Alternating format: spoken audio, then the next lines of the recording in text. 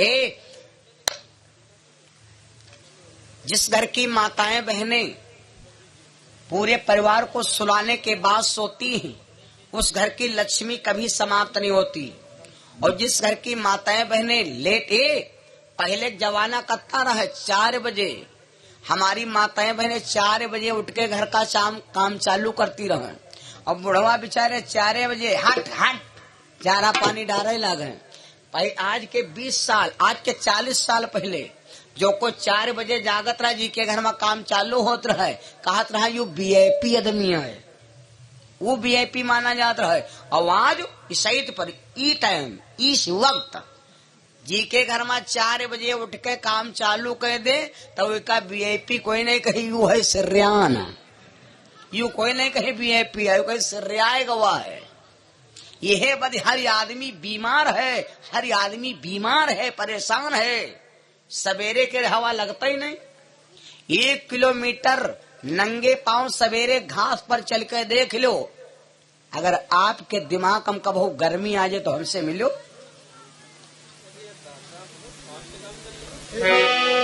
कहने का मतलब अब जो कोई 11 बजे जागे तो उसका VIP कहा था, तो हम पंच जाग परित है, लेकिन VIP मारे परिया रही तो है कितने यूं न कहे देसी हाँ यू गाय है बिरटू हाय बगाई नहीं भैया का गलत नहीं मानू। नवलदे जागी, घर का काम शुरू कर दिया।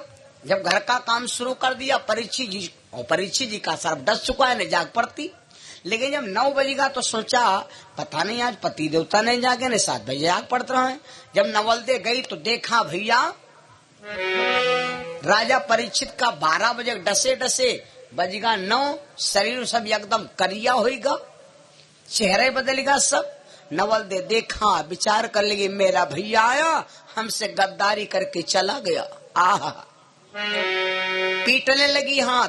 अब ये बात पर समझ लो, ये बात के यहाँ समझे कोशिश करो। परीक्षित के बाप जो थे, इनके बाप का नाम था अभिमन्यु। क्या नाम था? अभिमन्यु। अभिमन्यु के पिता का नाम था अर्जुन। अर्जुन जी अपने बेटा अभिमन्यु की शादी किया था। अभिमन्यु की पत्नी का नाम था उत्तरा। जब अभिमन्यु चक्रव्यूह में मारे गए तो उत्तरा के 3 महीने का गर्भ था। ये परीक्षित महाराज अपनी मैया के गर्भ में 3 महीना के थे। तब अभिमन्यु जी चक्रव्यूह में मारे गए। दुर्योधन के बहनोई ने मारा था। दुर्योधन के बहनोई का नाम सब लोग जानत हुई हो। ये 100 भैयन में सबसे छोटी बहन थी। लड़की का नाम था दुस्सला। दुर्योधन के बहनोई का नाम था जयद्रथ। यह महाभारत में सबसे रथ हाँकने वाला यही योग्य था। तो जयद्रथ ने अभिमन्यु को मारा था 7वें गेट पर। और ये अभिमन्यु मारा गया 7वें गेट पर तो सिर्फ सुभद्रा की गलती से। अगर मैया सुभद्रा गलती न करती तो अभिमन्यु 7वें गेट पर नहीं मारा जाता। तो जब अभिमन्यु मारे गए तो उत्तरा मैया के गर्भ था 3 महीने का। परीक्षित महाराज अपनी मैया के गर्भ में थे। आगे बढ़ो। अब आज अभिमन्यु मारे गए तो उत्तरा के गर्भ 3 महीने का था। परीक्षित 3 महीना के। आवाज हिया पर देख लो। जब परीक्षित को सर्प ने डसा तो मैया नवलदे के भी 3 महीना गर्भ। 3 महीना गर्भ है। नवलदे हाथ पटक पटक कर रोने लगी, चुरिया फोड़ने लगी। पीटती हाथ नवलदे रोवे, स्वामी 3 मास को गर्भ मेरे पति, 3 मास को गर्भ मेरे पति, कौन खवैया नैया को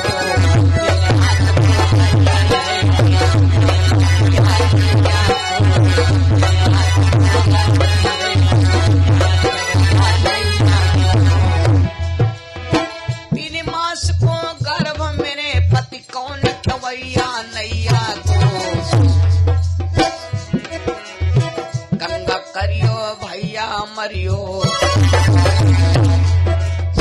गंगा करियो भैया मरियो। अरे बुरा होए मेरे भैया को,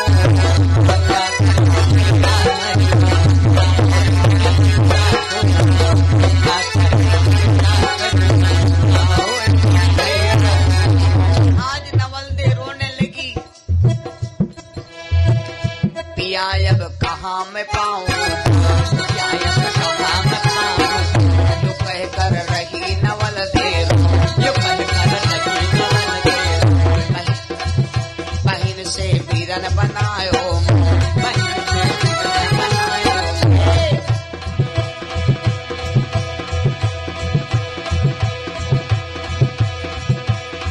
पति की लाश देख के रानी हर हृदय उसका फाटो आयो कैसे चलो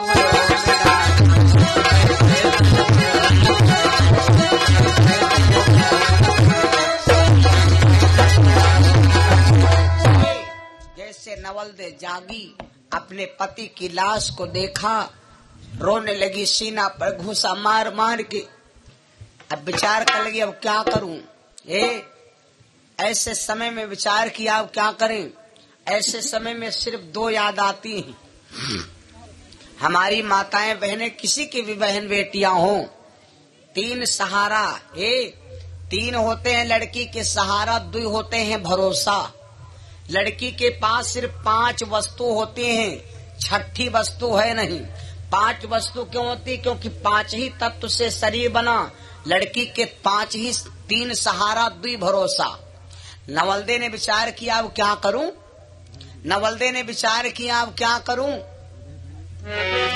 विचार किया ऐसे समय में गुरु या किसी और की याद आती है तब हमको गुरु की याद आती कि मैंने गुरु नहीं किया जब यमराज आवते खटिया पर बैठ के यहाँ खैंचे लागत जान तब यमराज कहते हैं कि पागल सारी जिंदगी तूने काम विश्व में लुटा दिया डीजे में गंवा दिया है रात घड़ी का डीजे बाजी बाजी सारी रात ये नाच तो यमराज कहा जब गुरु नहीं किए हो तो आज तुमका पता लगे कि डीजे काम करी कि गुरु के मंत्र काम करी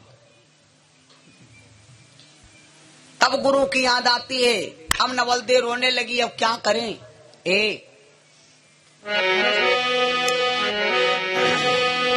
नवलदे ने विचार किया कि मैं अपने पति को ले जाऊंगी कहाँ अपने मैके को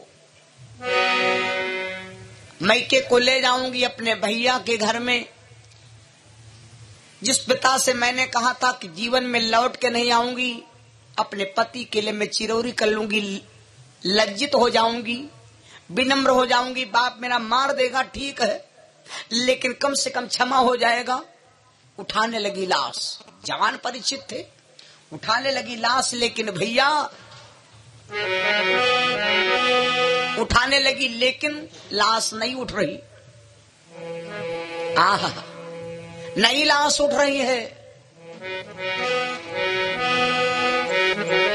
लाश परिचित परी दुखारी घोटन परी परी जोर करो बल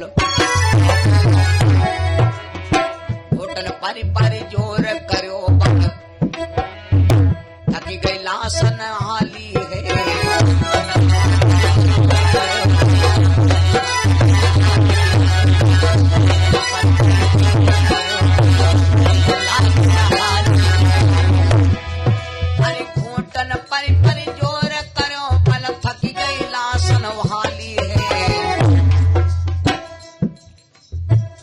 शीतल की थक गे भुजबल शीतल की थक गए भुजबल छाई तन पे लाली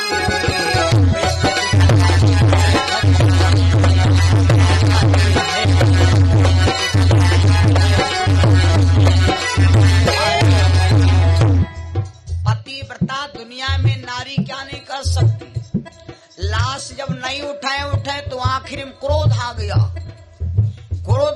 कि कोई उठवाने वाला भी नहीं और लाश उठ भी नहीं रही सत्य को लगा दिया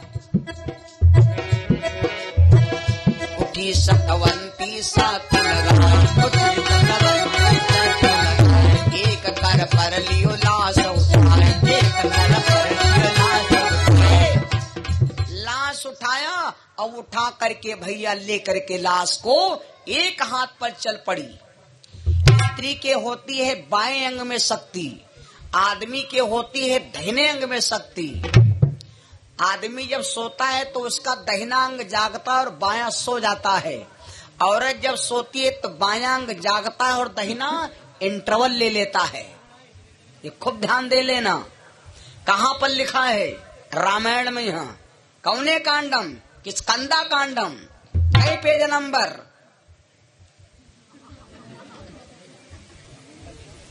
बिल्कुल लिखा पढ़े।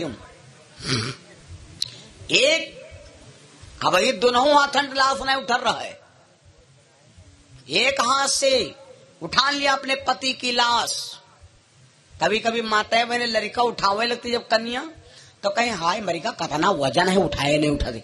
और जब टट्टी कहले जब लेथा डारत होती मरी गौ, तुम कहा बताया लेथा डारो बल्लौंडो कहीं पेटुआ कसा या मैं पकड़े बड्डा में कर कर कर कर हो सफल है नहीं। तब नहीं लड़का वजन रहेगा। पहले उठाया प्यार से, जब ना उठी तो सत्वत सत्य लगा दिया तो दन्न दिलास उठ गए। लेकर के राजा चल पड़ी। एक बात बता दी, हमारी माताओं बहनों के सहारा होते तीन, भरोसा होते दुई। लाश ले तो जा रही है लेकिन सहारा है क्या? मैके में तीन सहारा होते। कौन कौन? नवलदे लाश लिए जा रही लेकिन सोच रही है क्या? सुन लो, ये सोहर के रूप में बदल रहा हूँ, बल्कि नवलदे जा रही है अपने पिता के भवन में। सुनो, नवलदे सोच रही है क्या? राम भजन की है बेला, राम भजन की है बेला, अंदेशा हमका लाग रहो है।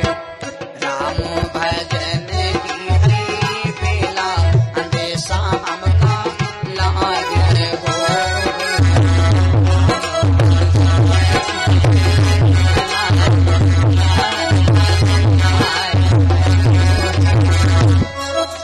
नवलदे सोच रही है, लागी रहो है रामा, लागी रहो है, लागी रहो है रामा, राम भजन की है बेला, राम भजन की है बेला, अंदेशा हमका लाग रहो।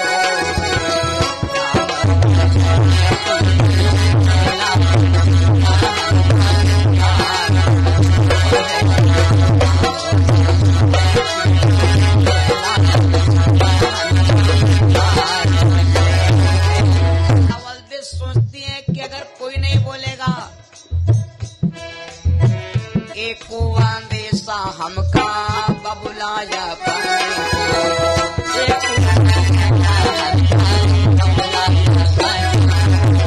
बबुलाया पाने को, पिताया पाने को, बबुलाया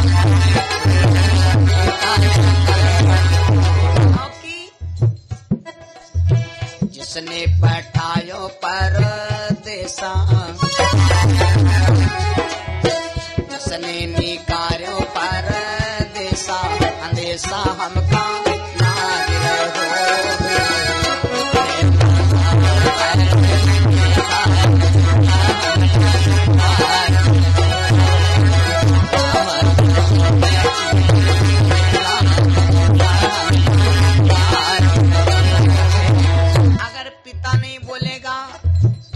बोलेगा। और एक बात माताओं सुन लो, ये तुम्हारे हमारे मतलब की बात। अगर बहन से ने बड़ा भाई हो तो भाई होएगा बाप के बराबर। अब अगर बहन से ने छोट भाई हो तो बहन हो गए भाई के माँ के बराबर, क्योंकि हमको नंगे उघार मेरी बहन ने खिलाया।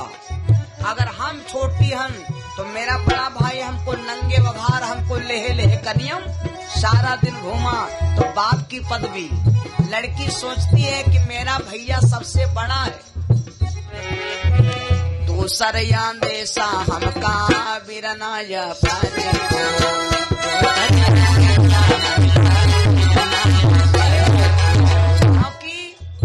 जिसने खिलायो भर के गोदा, जिसने खेलायो भर के गोला आंदेशा हमका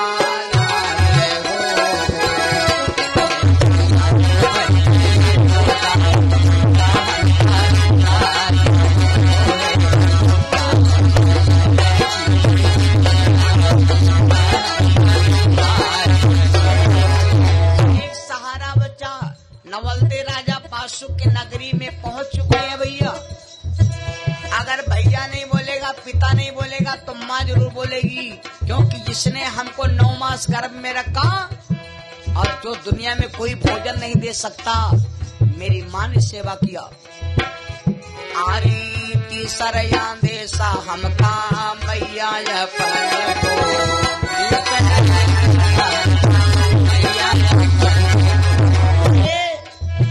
जिसने पियायो कच्चे दूधा,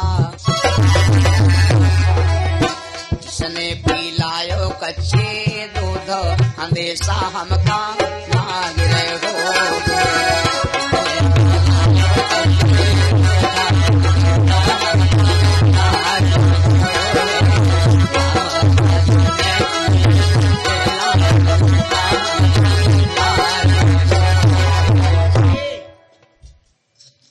आज मेरे भैया इतना सोचते ही नवलदे पहुंच गई राजा बासुक की नगरी में। जहां पर राजा बासुक बैठा था, सामने लाश उतार के रख दिया, हाथ जोड़ के खड़ी हो गई। अपने पिताजी से बोली, पिताजी कहा मेरा भैया है, मैं उसके पैर छू लूंगी। अगर मेरे पति को पिताजी आप जिंदा करवा दो तो हम तुम्हारी जिंदगी भर इंसान न भूलब। राजा बासुक बोला, बाटी इडियट नालायक कमीनी, इंसान मारने आई, इंसान मारने आई। अरे उस दिन की याद कर बात, तूने कहा था कि मैं जिंदगी में तेरे दरवाजे पर नहीं आऊंगी और तू इंसान की बात करने आई। नवलदे रोने लगी तो राजा बासुक ने नौकरों से बुलाया, कहा है नौकरों इधर आओ। कहा है महाराज? कहा इसके पति की लाश उठा करके कबाड़ खाना फेंक दो, जहां भंडारा चला था पतली परी। या कहावत कहते, बिंद्रावन में रहना है तो राधे राधे। जितने नाग बंसी रहा बड़ा खराब लाग। लेकिन अब भैया राजा बासुक क्या आदेश, तो दुखियारी के लाश को उठा करके दफ्तर के बाहर कबाड़ खाने फेंक दिया, रिजेक्ट कर दिया। अब तो सब काम ही खत्म, दया वाला काम ही खत्म। कहते हैं जिसके दिल में दया का खजाना नहीं, उसको मनुष्य कहाने से क्या फायदा। जिसने माता पिता की सेवा किया हुई का गंगा नहाने से। जब उठा के लाश दफ्तर के बाहर फेंक दिया तो नवलदे गई और उसी दफ्तर के कबाड़ खाने में उसके पति की लाश पड़ी है, रोने लगी। जब देखा कि मेरे पिया की लाश आज मैके वालों ने दफ्तर के बाहर फेंक दिया तो बेहोश हो गई। गौर से सुनना, बेहोश हो गई, जाप आने लगी। याद आई किसको मालूम? ऐसे समय में याद आती है गुरु की। विचार किया मेरा पति बहुत अच्छे गुरु का चेला है, खबर भेजवा दिया। किसके पास? अपने गुरु के पास। मैं अपने गुरु को मंगाऊंगी, मेरे पति के अगर सच्चे गुरु हैं तो जरूर मदद करने आएंगे।